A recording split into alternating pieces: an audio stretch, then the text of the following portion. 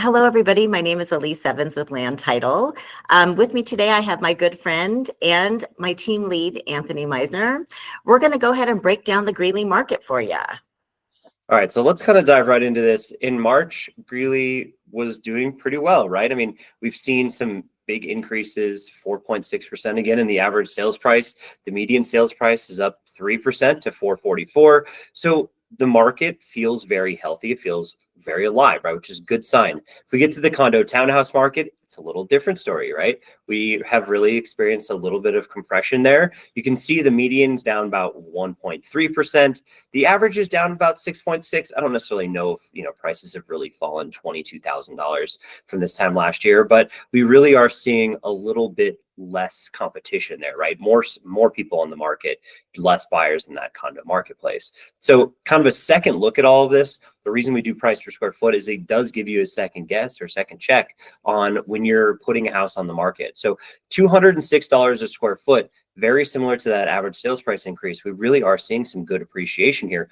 3.5% more than there was this time last year. And like I said, in the condo market, this kind of reaffirms what we're feeling and seeing in the marketplace. So if you're working in the condo townhouse market, you definitely are feeling that compression a little bit when it's down 2%.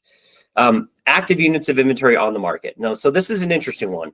We're in March, this is the peak of listing season starting. March through about October is where we see the bulk of our homes come on the market here. And we have 248 active units on the marketplace. It's more than we've had over the last 3 years this time. And usually starting in March, we're really starting to feel this trend up. But Greeley's kind of the anomaly in some ways where, March and April, we see that or at least over the last couple of years, we've seen inventory drop just a little bit before it starts to pick up. New listings, 164 though, which is really good. We saw 16% more than we did this time last year. So we really have a lot of sellers participating in the marketplace finally. Alise, what about the buyer demand? You want to tell us about this? Absolutely. Well, look at that number. We actually have under contract has gone up 60%. And because of that, the month supply of listings have gone down just a bit. So we actually have caught up to what we were at last year. So that's awesome. It's a good sign for the market, right? I mean, it's great to not see, skyrocketing inventory, creating it harder to get homes sold.